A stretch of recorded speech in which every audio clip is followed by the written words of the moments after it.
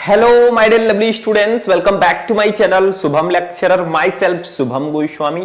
तो student finally आज वो क्लास आ चुका है जिसका आप सभी को बेसब्री से इंतजार था। बहुत सारे स्टूडेंट हमारे कमेंट कर रहे थे, सर आप हिंदी का एक ऐसा मैराथन क्लास लेकर आइए जिसमें हमारी पूरी हिंदी एक ही वीडियो में कवर हो जाए। तो आप बुलाएं और हम ना आए, ऐसा तो हो ही नहीं सकता। तो आज मैं आपके लिए लेकर आया हूं क्लास 12 हिंदी 2025 का एक महा मैराथन क्लास। लगभग 1 घंटे की यह क्लास होगी, लेकिन इस क्लास को देखने के बाद आपका आधा हिंदी कंप्लीट हो जाएगा, यानी कि आपका 50 नंबर कंप्लीट हो जाएगा। अब ऐसा बिल्कुल फिक्स नहीं है कि हो ही जाएगा, लेकिन हां इसमें से क्वेश्चंस काफी ज्यादा आएंगे। तो भैया ये पूरे बुक के मोस्ट इंपॉर्टेंट क्वेश्चन की क्लास है, तो इस क्लास को ध्यान से देखना, क्योंकि हिंदी के पेपर में यही सब पूछे जाते हैं जो मैं आज की इस क्लास में बताने वाला हूं। तो इस क्लास को आपको फुल कंसंट्रेशन के साथ देखना है। क्या क्या हम इस क्लास में पढ़ेंगे, क्योंकि हिंदी का पेपर तो 100 नंबर का आता है, हम कंप्लीट 50 नंबर करवा रहे हैं, यानी कि हम खंड का को एक ही वीडियो में कंप्लीट करेंगे। देखिए ये क्लास महा मैराथन क्लास है, तो आपको ध्यान से समझना है। देखिए कौन कौन से टॉपिक्स पढ़ेंगे, पहले इसको मैं बता देता हूं, उसके बाद हम एक एक करके सारे टॉपिक्स को पढ़ते हैं। सबसे पहले हम पढ़ेंगे हिंदी के बहुविकल्पीय प्रश्नों को, जो 10 नंबर का आता है। उसके बाद में हम महत्वपूर्ण गद्यांश को पढ़ेंगे, जो कि 10 नंबर का आता है। गद्यांश कैसे आता है, इसको कैसे सॉल्व करते हैं, वो सब कुछ मैं इस क्लास में आपको बताऊंगा, ठीक है। उसके बाद में हम पढ़ेंगे महत्वपूर्ण पद्यांश को, जो 10 नंबर का आता है। उसके बाद में हम पढ़ेंगे लेखक का जीवन परिचय 5 नंबर का। एक ऐसे लेखक का मैं जीवन परिचय बताऊंगा, साहित्यिक परिचय, जो कई बार आपके बोर्ड एग्जाम में आए हैं और इस बार भी चांसेस हैं कि वो आएंगे, ठीक है। फिर कवि का जीवन परिचय पढ़ेंगे 5 नंबर, फिर कहानी पढ़ेंगे 5 नंबर, और एक होता है खंड काव्य, ठीक है, ये भी आता है मेरे दोस्त 5 नंबर का। खंड काव्य जो है ये भी 5 नंबर का आता है। तो टोटल आज हम अपना खंड का जो होता है हिंदी में, इस पूरे खंड का को एक ही वीडियो में पढ़ेंगे, ठीक है। इसमें एक एक करके हम सारे टॉपिक पढ़ेंगे। देखो 10 10 10 30 35 40 45 एंड 50 नंबर आज हम कंप्लीट करेंगे। तो आप टाइम वेस्ट नहीं करते हैं, बस वीडियो को लाइक करना, चैनल पर नए चैनल को सब्सक्राइब करना, ताकि हमें भी मोटिवेशन मिले, हम आपके लिए सारे सब्जेक्ट की ऐसे ही मैराथन क्लास में लेकर आऊं, ठीक है। चलिए आगे बढ़ते हैं। सबसे पहले हम देखते हैं मेरे दोस्त हिंदी के बहुविकल्पीय प्रश्नों को। सबसे पहले मैं ऑब्जेक्टिव क्वेश्चंस को बताऊंगा, जैसा आपके पेपर में आता है वैसे ही सेम टू सेम हम पढ़ेंगे, ठीक है। देखो सबसे पहला क्वेश्चन है, आदिकाल का एक अन्य नाम है, बताइए आदिकाल को और किस नाम से हम जानते हैं। जिसको जिसको पता है कमेंट बॉक्स में तुरंत कमेंट कर दो। तब तक मैं क्वेश्चन पढ़ रहा हूं, तब तक आपका कमेंट आ जाना चाहिए, ठीक है। इतने स्मार्ट बनो मेरे दोस्त। देखो आदिकाल का दूसरा नाम क्या है, का है स्वर्ण युग, खा है सिद्ध सामंत काल, गा है श्रृंगार काल, घा है भक्ति काल। तो इसका जो नाम है वो है सिद्ध सामंत काल। आदिकाल का जो दूसरा नाम है वो सिद्ध सामंत काल है, मतलब आदिकाल को हम सिद्ध सामंत काल के नाम से भी जानते हैं। सिंपल सा क्वेश्चन है। चलिए आगे बढ़ते हैं। दूसरा क्वेश्चन मेरे दोस्त देखो, दूसरा, हरिवंश पुराण के रचयिता कौन है। हरिवंश पुराण के रचनाकार कौन है, मतलब इसको किसने लिखा है। आपके पास ऑप्शंस हैं, का है देवसेन, खा है विमल देव, गा है पुष्पदंत और घा है स्वयंभू। तो भैया स्वयंभू जी हैं हरिवंश पुराण के रचनाकार, ठीक है। समझ में आ रहा है, आना भी चाहिए, कुछ है नहीं इसमें, तो ऑब्जेक्टिव है, अभी तो शुरुआत है, आगे आगे देखिए होता है क्या, ठीक है। तीसरा क्वेश्चन देखते हैं मेरे दोस्त। तीसरा, खुमान रासों के रचयिता हैं। खुमान रासों के रचयिता कौन है। ये आदिकाल की रचना है, नाम से ही आपको पता चल चुका होगा। तो का है नरपत नाल्य, खा है दलपत विजय, गा है चंद्रवरदाई, घा है स्वयंभू सॉरी जगनिक, ठीक है। तो इसका राइट आंसर होगा ऑप्शन नंबर खा, ठीक है, दलपति विजय। देखो खुमान रासों के जो रचयिता हैं वो दलपति विजय जी हैं। सिंपल सा है। आगे बढ़ते मेरे दोस्त क्वेश्चन नंबर 4 पे चलते हैं, ठीक है। देखो ज्ञानाश्रयी शाखा के प्रतिनिधि प्रमुख कवि हैं। इनमें से कौन से कवि हैं जो ज्ञानाश्रयी शाखा के प्रतिनिधि प्रमुख कवि हैं। का है तुलसीदास, खा है सूरदास, गा है नंददास, घा है कबीरदास। तो 4 का घा सही होगा। देखिए कबीरदास जी जो हैं ये ज्ञानाश्रयी शाखा के प्रतिनिधि कवि हैं। ठीक, आगे बढ़ते हैं। देखो हमें बहुत सारी चीजें पढ़नी है तो थोड़ा अच्छे से हम पढ़ेंगे ताकि हम सबको अच्छे से मैनेज कर सकें। ठीक है, जैसे आपको अगर बोर्ड एग्जाम 2025 देना ही है तो उसमें आपको कैसे क्या करना है, कैसा पेपर आता है, किस प्रकार के क्वेश्चन आते हैं, कितने समय में हमें मैनेज करना होता है, ये सब जानना होगा। ठीक है, आगे चलकर हम सब कुछ जानेंगे। 5वां, कौन सा ग्रंथ भक्ति काल का है? इसमें से कौन सा ग्रंथ है जो भक्ति काल का है? देखो का है पृथ्वीराज रासो, ये आदिकाल का है। खा है साकेत, शायद द्विवेदी युग का है। गा है कामायनी, छायावादी युग का है। और घा है विनय पत्रिका, यही तो है विनय पत्रिका। किस युग का? ये भक्ति काल का है विनय पत्रिका। अब विनय पत्रिका को किसने लिखा है कमेंट करके बताना। जो स्टूडेंट इसका सही आंसर देगा उसको मैं समझूंगा भैया स्मार्ट है, क्योंकि विनय पत्रिका आप हाई स्कूल से ही पढ़ते आ रहे हैं। इसके रचनाकार कौन है? Comment me. ठीक है, आगे बढ़ते हैं। 6 नंबर क्वेश्चन पे चलते हैं। 6 नंबर क्वेश्चन, नवधा भक्ति के प्रकार है, मतलब नवधा भक्ति जो है इसके कितने प्रकार हैं? का है 1, खा है 3, गा है 9, 8 और घा है 9। भैया 9 प्रकार हैं। नवधा के 9 प्रकार। देखो नवधा के आगे 9, इसके प्रकार 9, सिंपल सा है, बस लिखने में थोड़ा डिफरेंस है। ठीक है, समझ में आ गया, ट्रिक है। आगे बढ़ते हैं क्वेश्चन नंबर 7, साहित्य लहरी के रचयिताकार कौन है? बताइए। साहित्य लहरी हाई स्कूल से आप लोग पढ़ते आ रहे हैं, कोई नई चीज नहीं है ये। का है तुलसीदास, खा है सूरदास, गा है कबीर, घा है आचार्य केशवदास। तो इसके सूरदास जी हैं भैया। सूरदास जी की रचना है साहित्य लहरी। ठीक है, सूर सारावली, ऐसे से इनकी कई रचनाएं हैं। ठीक है, समझ में आया? तो 7वें का खा वाला ऑप्शन बिल्कुल सही होगा। 8वां क्वेश्चन, कबीरदास प्रमुख कवि हैं। कबीरदास किस भक्ति धारा के कवि हैं? का है निर्गुण भक्ति धारा, खा है सगुण भक्ति धारा, गा है प्रतिवादी काव्य धारा, घा है प्रयोगवादी काव्य धारा। तो भैया इसका जो राइट आंसर होगा वो का होगा? निर्गुण भक्ति धारा। मतलब कबीरदास जी जो हैं ये निर्गुण भक्ति धारा के कवि हैं। ठीक है, 9 नंबर पे चलते हैं। 9 पे, ठीक है, 9, रीतिकाल की प्रमुख विशेषता क्या है? बताइए। रीतिकाल जो है जैसे हमारा आदिकाल भक्तिकाल है, ऐसे रीतिकाल भी है, इसकी प्रमुख विशेषता क्या है? ठीक है, ये आपको बताना है। क्वालिटी का है प्रकृति चित्रण, खा है ईश्वर वंदना, गा है युद्धों का सजीव चित्रण और घा है मुक्तक काव्य रचना। यही सही है, मुक्तक काव्य रचना। रीतिकाल की जो प्रमुख विशेषता है वो मुक्तक काव्य रचना है। जैसे आपसे कोई पूछे वीर गाथा काल की प्रमुख विशेषता क्या है, तो वीर गाथा काल, इसमें वीर लोग हैं, मारधार। ठीक है, तो यहां पे युद्धों का सजीव चित्रण, क्योंकि युद्ध में क्या होता है, ये तीर चला, उधर से तीर चला, इधर से गन। ठीक है, तो ये क्या है? वीर गाथा काल है। नेक्स्ट क्वेश्चन, क्वेश्चन नंबर 10 पे हम लोग चलेंगे। प्रिय प्रवास काव्यकृत का प्रमुख रस क्या है? प्रिय प्रवास जो काव्यकृत है इसका प्रमुख रस क्या है? इसके जो कवि हैं अयोध्या सिंह उपाध्याय हरिओत जी हैं, प्रिय प्रवास के। ठीक है, इसका प्रमुख रस क्या है? इसमें कौन सा रस है? ठीक है, का है संयोग श्रृंगार, खा है करुण रस, गा है वियोग श्रृंगार, घा है शांत रस। तो भैया वियोग श्रृंगार है। प्रिय प्रवास काव्य कृति जो है इसमें मेनली वियोग श्रृंगार है, थोड़ा सा सैड मोमेंट जिसको हम लोग बोलते हैं। ठीक है, तो ऑब्जेक्टिव क्वेश्चन जो हमारे थे मैंने आपको 10 क्वेश्चन बता दिए। अब मैं ये नहीं कहता कि यही 10 क्वेश्चन केवल पढ़ लोगे तो आपका 10 नंबर कंप्लीट हो जाएगा। ठीक है, आपको और भी क्वेश्चंस पढ़ने होंगे और बाकी क्वेश्चंस तो मैं आपको ऑलरेडी बताता रहता हूं। आप लोग सर्च करोगे class 12 Hindi important objective question, आपको क्लास मिल जाएगा, जाकर देख लेना। ठीक है, तो ये हमारा ऑब्जेक्टिव क्वेश्चन कंप्लीट हुआ। 10 क्वेश्चन मैंने लिया है, अभी तो शुरुआत है। मैंने कहा ना आगे आगे मैं आपको बहुत सारे क्वेश्चन पढ़ाऊंगा, सपोर्ट बनाए रखें।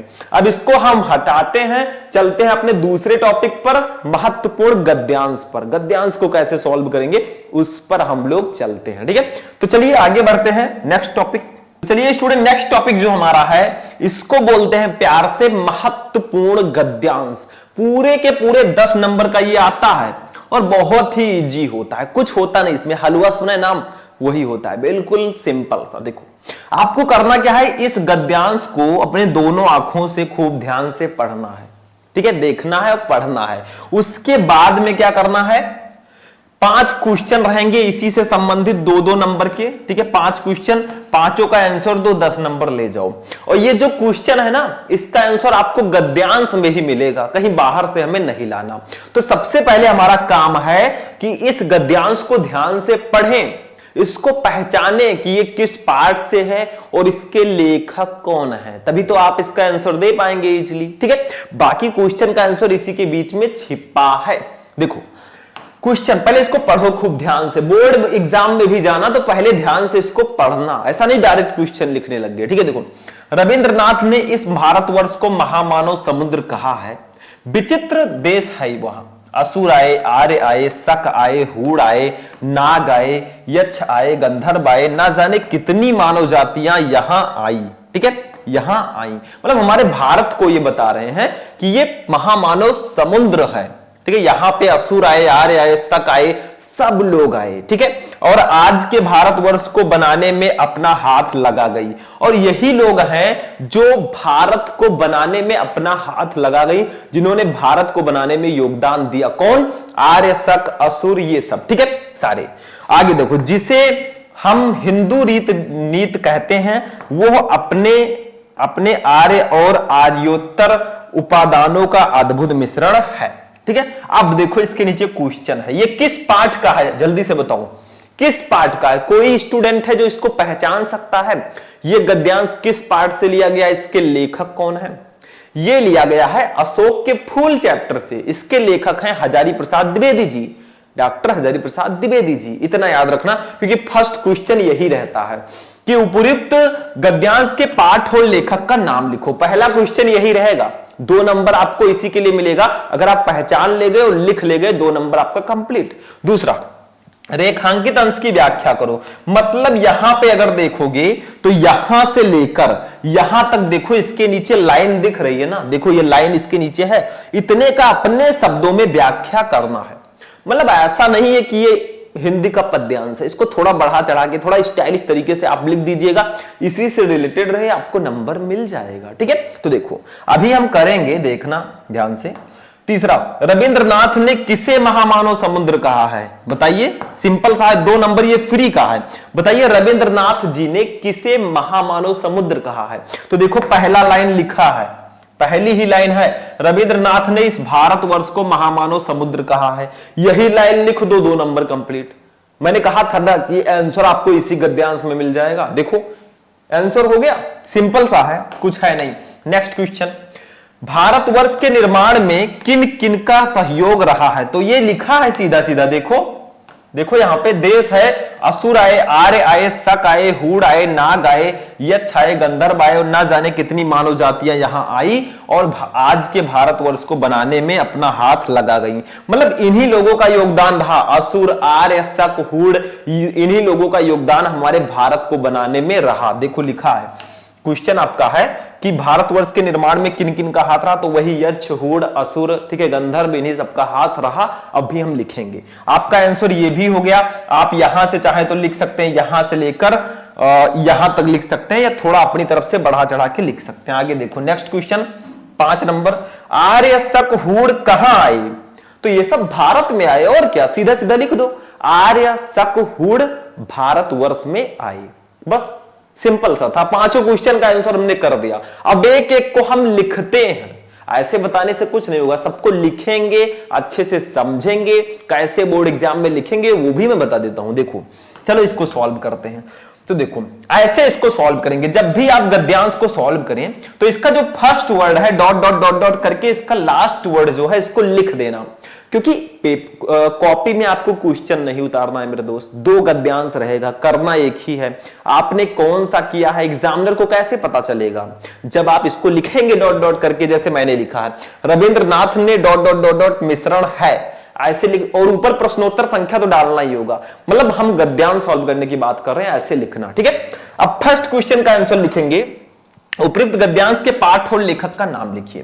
पाठ और लेखक का नाम लिखने का 2 तरीका है, एक आप संदर्भ के रूप में लिख सकते हैं हेडिंग डाल के, और दूसरा आप डायरेक्टली लिख सकते हैं पाठ का नाम अशोक के फूल, लेखक का नाम डॉक्टर हजारी प्रसाद द्विवेदी, ऐसे भी आप लिख सकते हैं। तो देखो हम संदर्भ के रूप में लिखेंगे, ज्यादा बेटर रहेगा।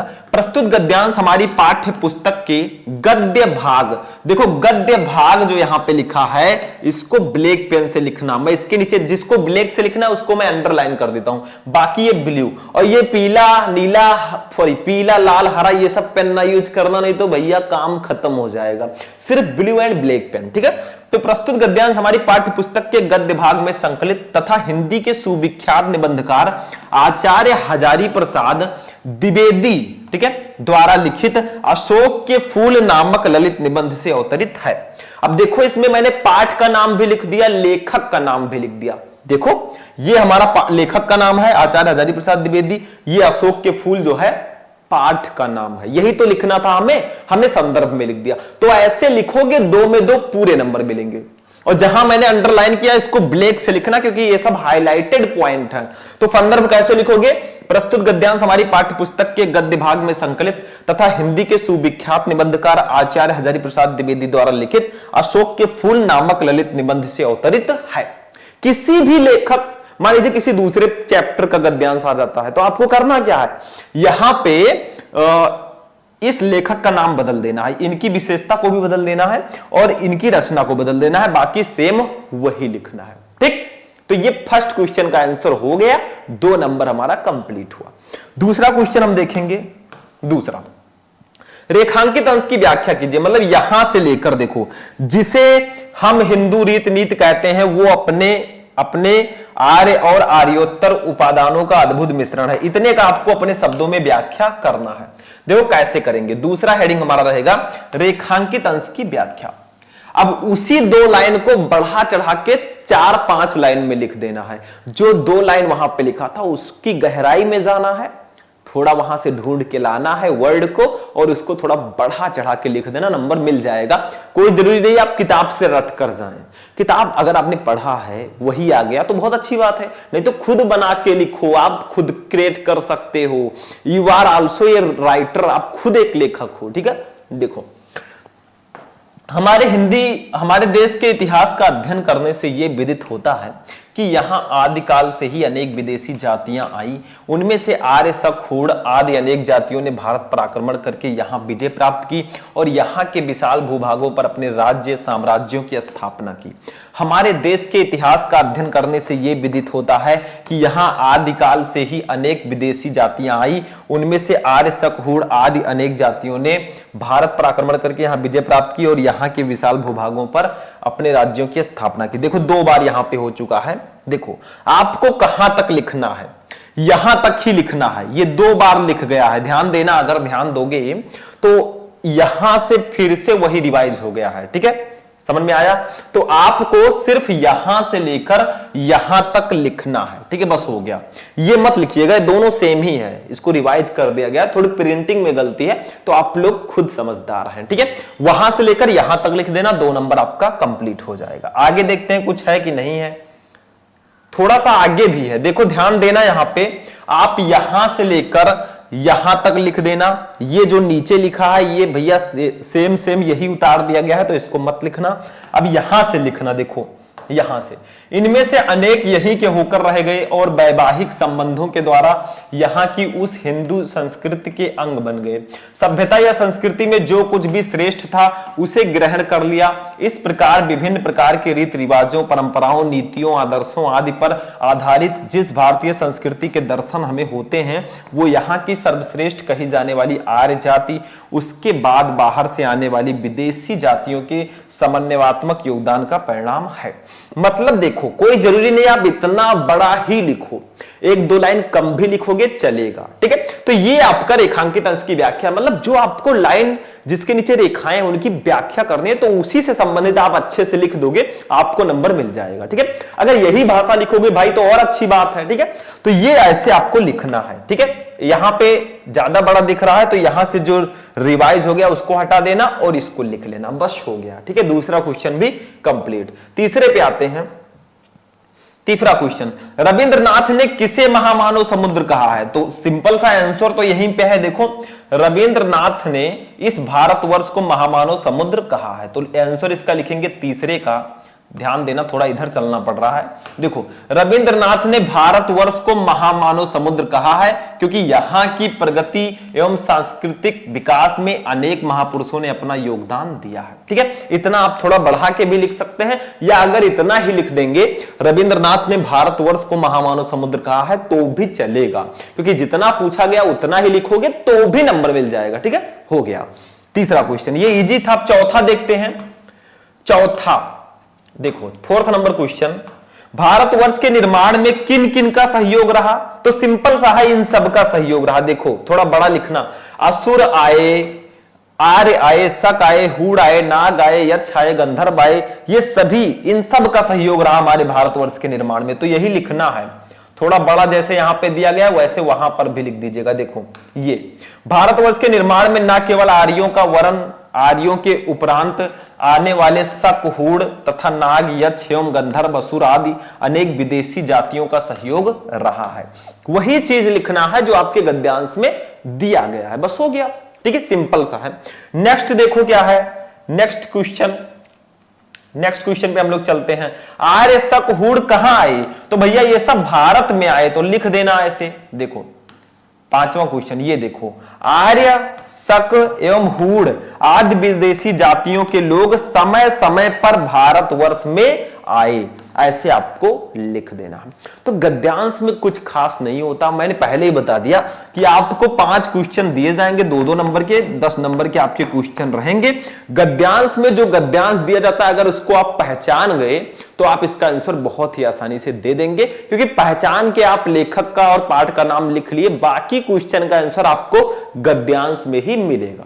ठीक है, तो इसको मैं हटाता हूं, हमारा गद्यांश भी फिनिश हुआ। चलिए महत्वपूर्ण पद्यांश को देखते हैं। नेक्स्ट टॉपिक, आगे बढ़ते हैं। अब देखिए स्टूडेंट, हमारा जो नेक्स्ट टॉपिक है ये क्या है? महत्वपूर्ण पद्यांश। जैसे गद्यांश आपका 10 नंबर का आता है, वैसे पद्यांश भी 10 नंबर का आता है। गद्यांश जो आता है वो हिंदी गद्य के चैप्टर से आता है, और पद्यांश जो है हिंदी पद्य के चैप्टर से आएगा। जैसे ये जो पद्यांश है ये हमारे जयशंकर प्रसाद जी के गीत से लिया गया है। ठीक है, कवि जयशंकर प्रसाद, रचना गीत। मैंने पहले ही लेखक और कवि और रचना का नाम बता दिया। ठीक है, आगे देखो, ये गद्यांश रहेगा, इसके नीचे भी पद्यांश रहेगा, इसके नीचे भी 5 क्वेश्चन रहेंगे। ठीक है, 2-2 नंबर आपको एक एक क्वेश्चन के लिए मिलेगा। 5 क्वेश्चन है, 10 नंबर इसके लिए भी आपको मिलेगा। सेम वही प्रोसेस जो गद्यांश में था, लेकिन यहां पे ऐसा नहीं है कि आपको इसी में से ढूंढ ढूंढ के लिखना है। आप इसका आंसर कब दे पाएंगे 5 क्वेश्चन का? जब आप इस पद्यांश को ध्यान से पढ़ेंगे, इसका हिंदी मीनिंग आपको पता होगा, तब आप बहुत आसानी से इसका आंसर दे पाएंगे। देखो पहले इसको हम लोग पढ़ते हैं, बहुत ही इंटरेस्टिंग ये गीत है। ठीक है, देखो ध्यान से समझना, बहुत इंपॉर्टेंट है। बीती विभावरी जागरी। देखो यहां पे क्या होता है, एक सखी दूसरे सखी से कुछ कहती है। जैसे हम लड़कों में दोस्त होते हैं, वैसे लड़कियों में सखियां होती हैं। ठीक है, लड़कियां जानती होंगी। देखो एक सखी दूसरे सखी से कहती है, बीती विभावरी जागरी, मतलब बीत गई है विभावरी रात, जागरी अब तू जाग जा।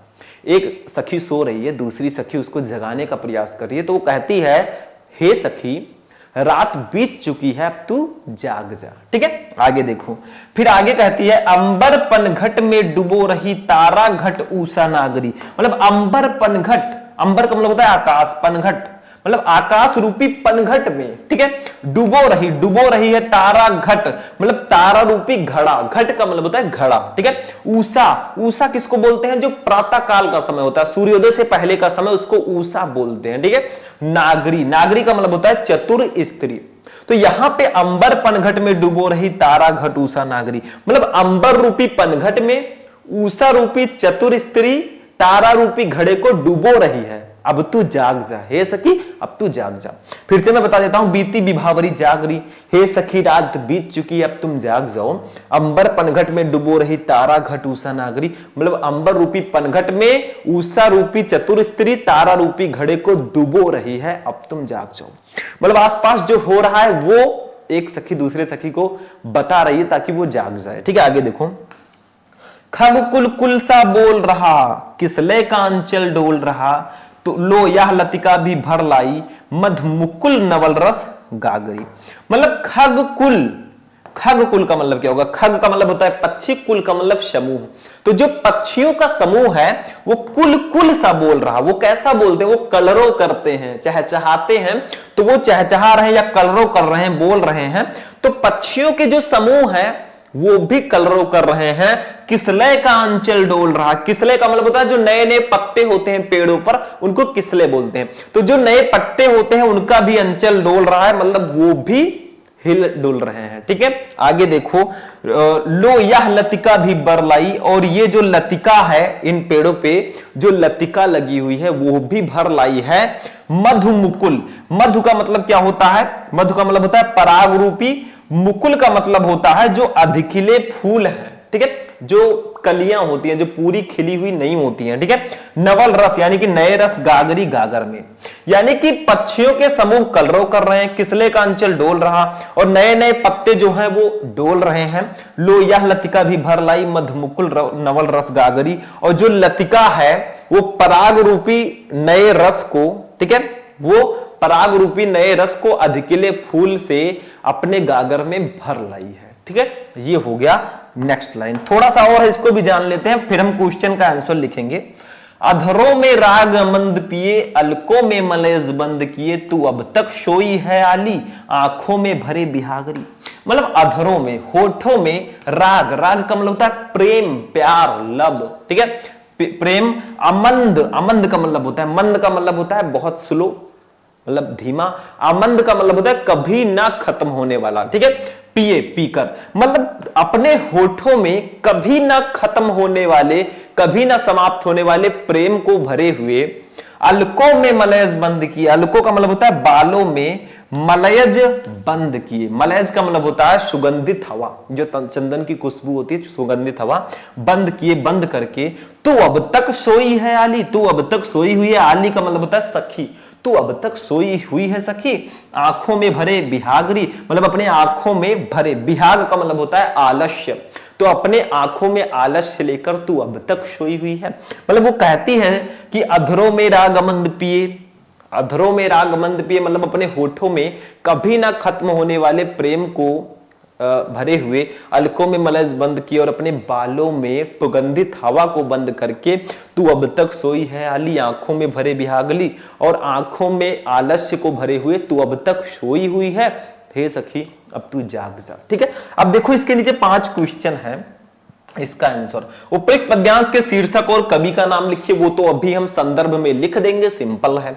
रेखांकित अंश की व्याख्या कीजिए, मतलब आपको इसकी व्याख्या करनी है। देखो ध्यान से समझो। बीती विभावरी जागरी, अंबर पनघट में डुबो रही, तारा घटूसा नागरी। इतने का आपको व्याख्या करना है। ठीक है, उसके बाद में प्रस्तुत पंक्तियों में किस समय का सुंदर वर्णन किया गया है? तो प्रस्तुत पंक्तियों में प्रातः काल का सुंदर वर्णन किया गया। सुबह सुबह का तो समय है, ठीक है, उषा। ठीक है, आगे देखो, कौन आकाश रूपी पनघट पर तारा रूपी घड़े को डुबो रहा है? तो कौन डुबो रहा है? उषा रूपी चतुर स्त्री, वही तो तारा रूपी घड़े को डुबो रही है आकाश रूपी पनघट पे। तो लिख देना उषा रूपी चतुर स्त्री। ठीक है, आकाश रूपी पनघट पर तारा रूपी घड़े को डुबो रही है। हिंदी मीनिंग जब इसका पढ़ोगे तभी आंसर दे पाओगे। ध्यान रखना है, गद्यांश नहीं है कि उसी में ढूंढ ढूंढ के लिख लोगे। आगे देखो, खर कुल कुल सा बोल रहा, पंक्ति में कौन सा अलंकार है? देखो इसमें रूपक भी होगा और हमारा अनुप्रास भी होगा। अनुप्रास क्यों होगा? क्योंकि इसमें एक ही वर्ण कई बार आए हैं। ठीक, तो अब एक एक का आंसर हम लिखते हैं। देखो इसको भी जब हम सॉल्व करेंगे तो वही सेम प्रोसेस। देखो इसका जो फर्स्ट वर्ड है बीती विभावरी और जो लास्ट वर्ड है बिहागरी, इसको लिख देना है। देखो ऐसे, बीती विभावरी डॉट डॉट डॉट डॉट करके बिहागरी। अब सबसे पहला हम उपयुक्त पद्यांश के शीर्षक और कवि का नाम लिखेंगे। संदर्भ देखो, प्रस्तुत पद्यांश महाकवि श्री जयशंकर प्रसाद के लहर, ठीक है, नामक कविता संग्रह से हमारी पाठ्य पुस्तक काव्यांजलि में, हमारी पाठ्य पुस्तक काव्यांजलि में संकलित गीत शीर्षक रचना से अवतरित है। मतलब जो है ये जो हमारा पद्यांश है, ये प्रस्तुत पद्यांश महाकवि श्री जयशंकर प्रसाद के लहर, जयशंकर प्रसाद जी की एक बहुत ही फेमस रचना है लहर, ये उसी का एक छोटा सा शीर्षक है। लहर नामक कविता संग्रह से हमारी पाठ्य पुस्तक काव्यांजलि में संकलित गीत शीर्षक से अवतरित है। तो ये कवि का नाम, ये लेखक, ये कवि का नाम, ये पाठ का नाम, इसको ब्लैक से लिख देना। ठीक है, और लहर को भी ब्लैक से लिख देना। फर्स्ट क्वेश्चन का आंसर हो गया, 2 नंबर कंप्लीट। दूसरा देखते हैं, रेखांकित अंश की व्याख्या करो, मतलब इसका आपको व्याख्या करना है। बीती विभावरी जागरी, अंबर पनघट में डुबो रही, तारा घट उषा नागरी। ठीक है, तो इसकी व्याख्या हम लोग करते हैं यहां पे। दूसरा, रेखांकित अंश की व्याख्या। इस गीत में मानवीकरण द्वारा प्रातः काल की शोभा का सुंदर चित्रण किया गया है। एक सखी दूसरी सखी से कहती है कि हे सखी, रात बीत चुकी है, अब तू उठ। आकाश रूपी पनघट पर उषा रूपी चतुर नारी, तारा रूपी घड़ा डुबो रही है, अर्थात तारे एक एक करके छिपते चले जा रहे हैं और सवेरा होने वाला है। बस यही आपको लिख देना है। ठीक है, तीसरा क्वेश्चन देखते हैं, समझ में आया? यही तो मैंने अभी बताया था आपको, मीनिंग में वही लिख देना है, हो गया काम। ठीक है, इसको नोट कर लीजिए आप लोग चाहें तो। आगे बढ़ते हैं। नेक्स्ट, तीसरा क्वेश्चन, प्रस्तुत पंक्तियों में किस समय का सुंदर वर्णन किया गया है? भैया तो प्रातः काल का वर्णन किया गया, तो यहां पे लिख देंगे। देखो, प्रस्तुत पंक्तियों में प्रातः काल की शोभा का सुंदर वर्णन किया गया है। 2 नंबर कंप्लीट। ये 2-2 लाइन का आंसर लिखोगे 2 नंबर हो जाएगा। तो प्रस्तुत पंक्तियों में प्रातः काल की शोभा का सुंदर वर्णन किया गया है। तीसरा क्वेश्चन देखते हैं। नेक्स्ट, चौथा क्वेश्चन शायद है 4 नंबर, कौन आकाश रूपी पनघट पर तारा रूपी घड़े को डुबो रहा है? तो देख लो यहां पे कौन है वो भैया, कौन है? देखो, उषा रूपी चतुर नारी आकाश रूपी पनघट पर तारा रूपी घड़े को डुबो रही है। वही चीज जो मैंने आपको बताया था कि उषा रूपी चतुर नारी आकाश रूपी पनघट पे तारा रूपी घड़े को डुबो रही है, वही चीज है। ठीक है, नेक्स्ट देखो, नेक्स्ट क्वेश्चन है, खग कुल कुल सा बोल रहा है, पंक्ति में कौन सा अलंकार है? तो देखो, इसमें अलंकार कौन सा होगा? इसमें 2 अलंकार है, एक अनुप्रास, दूसरा रूपक। ठीक है, दोनों अलंकार होंगे। ठीक है, क्योंकि अनुप्रास अलंकार क्यों है? क्योंकि एक ही वर्ड कई बार आ रहा है। रूपक है क्योंकि यहां पे उपमेय में उपमान का अभेद रूप से आरोप किया जा रहा है। बस हो गया, ये 5 क्वेश्चन थे 2-2 नंबर के, 10 नंबर आपका कंप्लीट हो गया। चलिए आगे बढ़ते हैं, इसको आप लोग समझ गए होंगे, सिंपल सा है। चलिए नेक्स्ट टॉपिक देखते हैं, हमारा लेखक का जीवन परिचय है। हमने वासुदेव शरण अग्रवाल जी का लिया है, 5 नंबर का आता है, बहुत ही इंपॉर्टेंट है, ये आएंगे ही आएंगे। ठीक है, 5 नंबर में। तो इसमें आपको साहित्यिक परिचय और उनकी रचनाओं को पूछा जाता है, लेकिन सबसे पहले हम छोटा सा हेडिंग डालेंगे, जीवन परिचय, इनका जन्म, इनकी मृत्यु लिखेंगे, उसके बाद साहित्यिक परिचय, तब इनकी रचनाओं को लिखेंगे। देखो, जीवन परिचय हेडिंग डालेंगे, डॉक्टर अग्रवाल का जन्म 1904 ईस्वी में मेरठ जनपद के खेड़ा नामक ग्राम में हुआ था। इनके माता पिता लखनऊ में रहते थे, अतः इनका बचपन लखनऊ में व्यतीत हुआ और यही इनकी प्रारंभिक शिक्षा भी हुई। बस इतना सा आपको ये लिखना है। फिर भारतीय संस्कृति और पुरातत्व का ये महान पंडित एवं साहित्यकार सन 1967 ईस्वी में परलोक सिधार गया। मतलब आपको इनका जन्म, थोड़ी सी शिक्षा और इनकी मृत्यु लिखनी है, ज्यादा बड़ा नहीं लिखना है, क्योंकि मेन हमारा साहित्यिक परिचय होता है। तो जीवन परिचय में आपको सिर्फ इतना ही लिखना है, किसी भी लेखक का लिखना हो उनके स्टाइल में थोड़ा सा लिख देना। आगे बढ़ते हैं, साहित्यिक परिचय पे चलेंगे। साहित्यिक परिचय में क्या लिखते हैं कि इनका साहित्य में कैसा परिचय है। हिंदी में इन्होंने रचनाएं की, लेकिन हिंदी साहित्य में इनका परिचय कैसा, वो साहित्यिक परिचय में लिखना होता है। देखो, डॉक्टर अग्रवाल भारतीय संस्कृति, पुरातत्व और प्राचीन इतिहास के प्रकांड पंडित एवं अन्वेषक थे। इनके मन में भारतीय संस्कृति को वैज्ञानिक अनुसंधान की दृष्टि से प्रकाश में लाने की उत्कट इच्छा थी, अतः इन्होंने उत्कृष्ट कोटि के अनुसंधात्मक निबंधों की रचना की। जायसी के पद्मावत पर इनकी टीका सर्वश्रेष्ठ मानी जाती है। इन्होंने बाणभट्ट के हर्षचरित का सांस्कृतिक अध्ययन प्रस्तुत किया और प्राचीन महापुरुष श्री कृष्ण, वाल्मीकि, मनु आदि का आधुनिक दृष्टि से बुद्धि सम्मत चरित्र प्रस्तुत किया। तो भैया यही इतना आपको साहित्यिक परिचय में लिखना होता है। मतलब इन्होंने किस प्रकार की रचनाएं की, कौन कौन सी रचनाएं करते थे, कैसा इनका परिचय था, ये सब आपको साहित्यिक परिचय में लिखना होता है। ठीक है, ये भी हो गया, समझ में आ रहा है, सिंपल सा है। अब इनकी रचनाओं को देख लेते हैं हम लोग। रचनाएं कौन कौन सी की इन्होंने, देखो इनकी कृतियां लिख दीजिएगा। कृतियां, इनकी कृतियां निम्नलिखित है। देखो, कृति बोलो चाहे रचना बोलो, दोनों सेम ही है। ठीक है, देखो, डॉक्टर वासुदेव शरण अग्रवाल ने निबंध, शोध एवं संपादन के क्षेत्र में महत्वपूर्ण कार्य किया।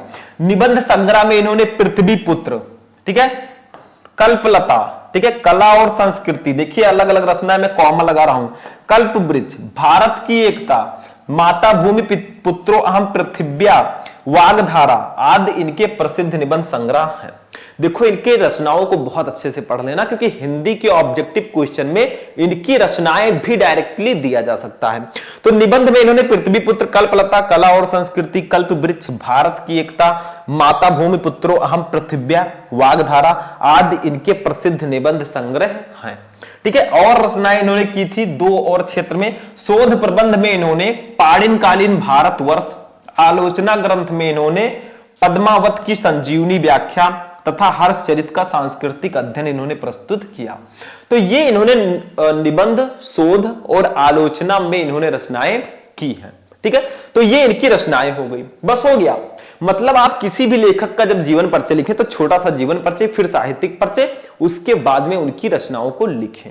ठीक है, अब चलते हैं नेक्स्ट पे, कवि का साहित्यिक परिचय देखते हैं। अब कवि में एक दिक्कत है, वो आप लोग पहले सही कर दीजिए, यहां पे 1889 रहेगा। ठीक है, मैं सही कर देता हूं, शायद 1809 लिख गया था। तो देखो जयशंकर प्रसाद जी का मैंने लिया है, जो आपको हाई स्कूल से ही देखने को मिलते हैं। ये बहुत ही इंपॉर्टेंट कवि हैं, इनका जीवन परिचय आता ही आता है। तो देखो सबसे पहले यहां पे भी जीवन परिचय हेडिंग डालेंगे, फिर साहित्यिक परिचय, फिर रचना। ठीक है, देखो जीवन परिचय। जयशंकर प्रसाद का जन्म काशी के एक प्रतिष्ठित वैश्य परिवार में सन 1889 ईस्वी में हुआ था। 1889 इस प्रकार से मैं यहां पे भी लिख देता हूं 1889 ईस्वी। ठीक है, इनके पिता का नाम देवी प्रसाद था। ये तंबाकू के एक प्रसिद्ध व्यापारी थे इनके पिताजी। बचपन में ही पिता की मृत्यु हो जाने से इनकी प्रारंभिक शिक्षा घर पर ही हुई और सन 1937 ईस्वी में अल्पावस्था में ही क्षय रोग से ग्रस्त होकर ये स्वर्ग सिधार गए। मतलब 1889 में इनका जन्म हुआ और 1937 में इनकी मृत्यु हो गई, 48 साल की उम्र में लगभग। तो ये इनका जीवन परिचय हो गया। समझ में आया? समझिए, क्लास हमारी लॉन्ग होती जा रही है, हम आपको बताते हुए चल रहे हैं, आप समझिए। आगे बढ़ते हैं, साहित्यिक परिचय। मतलब इनका साहित्य में कैसा परिचय है, किस प्रकार की रचनाएं करते थे, वो देखो। ऐसे हेडिंग डालना, सबसे मेन हेडिंग यही होता है। देखो, श्री जयशंकर प्रसाद छायावाद के प्रवर्तक, उन्नायक तथा प्रतिनिधि कवि होने के साथ साथ युग परिवर्तक, नाटककार, कथाकार तथा उपन्यासकार भी थे। मतलब इतने सारे क्वालिटीज थी इनके अंदर। क्या थे वो, कैसा परिचय था, वही तो इसमें लिखना है, तो वही तो मैंने लिखा है।